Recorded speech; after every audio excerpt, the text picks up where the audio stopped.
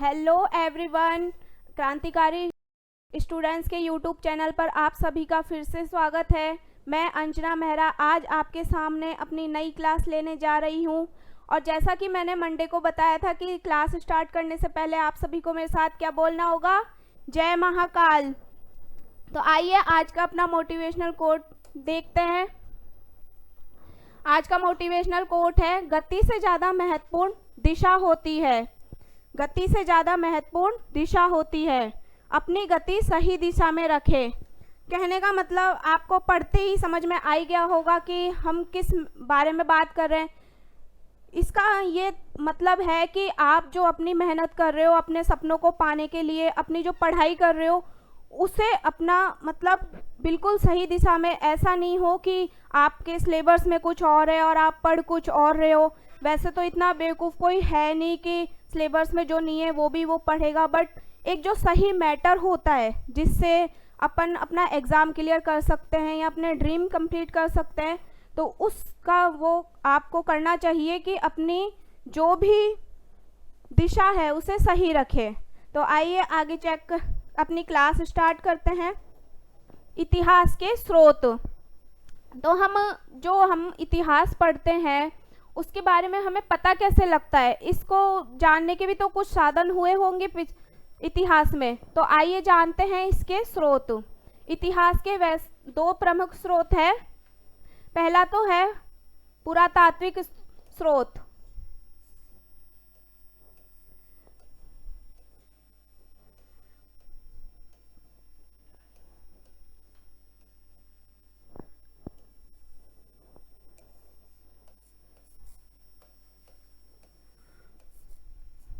पुरातात्विक स्रोत।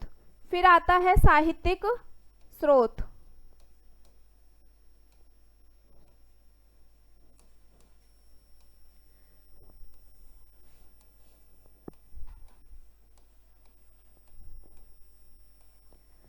तो ये इतिहास के प्रमुख स्रोत है। साहित्यिक स्रोत के नाम से ही पता लग रहा होगा साहित्य का मतलब क्या होता है, कि जो साहित्य लिखते हैं, ग्रंथ लिखते हैं, वो होते हैं साहित्यिक स्रोत। और पुरातात्विक स्रोत, पुरातात्विक स्रोत के बारे में जानते हैं। इसके अंतर्गत तीन स्रोत पहला आता है अभिलेख।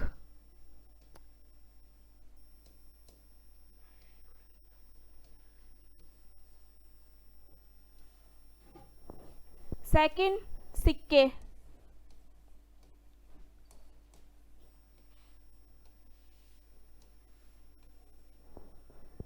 फिर आते हैं मृदभांड। ये सब आते हैं पुरातात्विक स्रोत में।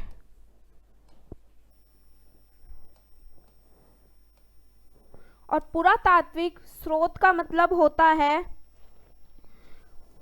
खुदाई या उत्खनन के दौरान मिली सामग्री। ये होते हैं पुरातात्विक स्रोत। अभिलेख वो होते हैं जो जैसे बड़े बड़े महलों में या राजा महाराजा जो अपने आज की जो घर बनते हैं वो आप सभी को पता होगा कि पिल्लर वगैरह पे बनते हैं। तो पहले के इतिहास में पिल्लरों पे जो नाम लिखे जाते थे वो होते हैं अभिलेख। सिक्के आपको पता ही होगा। और मृदभांड होते हैं मिट्टी के बने हुए बर्तन। तो ये तीन चीजें पुरातात्विक स्रोत के अंतर्गत आती है। फिर आते हैं भारतीय पुरातत्व का इतिहास। अब जो इतिहास हम पढ़ते हैं उससे जो मतलब पुरातात्विक स्रोत के अंतर्गत जो खुदाई वगैरह करते हैं, तो ऐसा तो होता नहीं है कि भाई अपन को मन किया और अपन ने खुदाई कर ली कहीं भी। उसके लिए भी तो कोई टीम या विभाग होता होगा ना। तो आज हम उसी के बारे में बात करेंगे। तो भारतीय पुरातत्व का इतिहास, इसे बोलते हैं, हिंदी में बोलते हैं ASI, archaeological survey of India, भारतीय पुरातत्व सर्वेक्षण विभाग। अब आइए देखते हैं कि इसकी स्थापना कब की गई थी। इसकी स्थापना 1861 में की गई थी।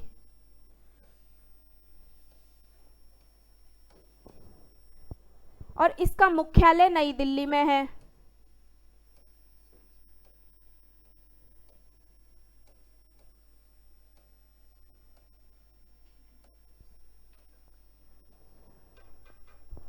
और इसके जो प्रथम महानिदेशक थे वो थे अलेक्जेंडर कनिंघम।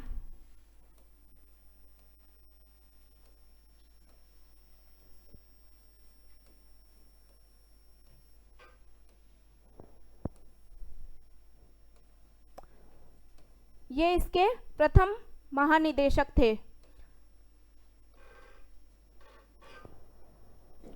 और जो उस समय जब इसकी स्थापना की गई थी उस समय भारत के जो वायसराय थे वो कौन थे?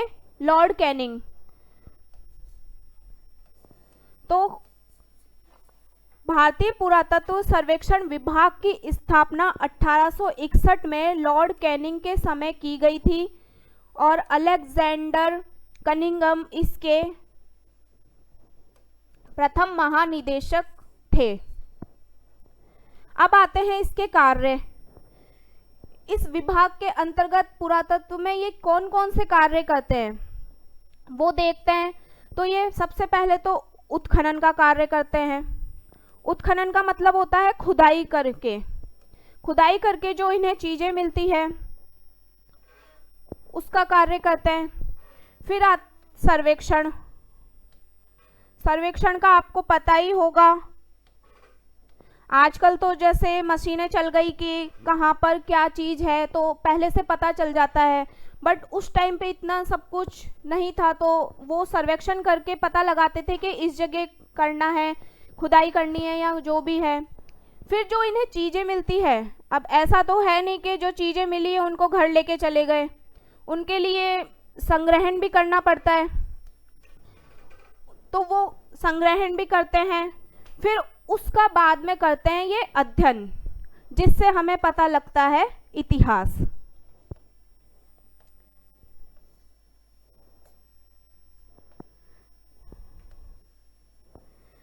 अध्ययन करने के बाद में ये हर एक चीज पर प्रकाशन करते हैं। तो ये थे भारतीय पुरातत्व सर्वेक्षण विभाग के कार्य, इसकी स्थापना, मुख्यालय, महानिदेशक, तत्कालीन वायसराय एंड कार्य, जिससे कि हमको आज इतिहास के बारे में जानकारी मिलती है। और प्रेजेंट टाइम में इसके महानिदेशक कौन है? प्रेजेंट टाइम में इसके महानिदेशक है वी विद्यामती, जिन्हें कब नियुक्त किया गया था? 2020 में।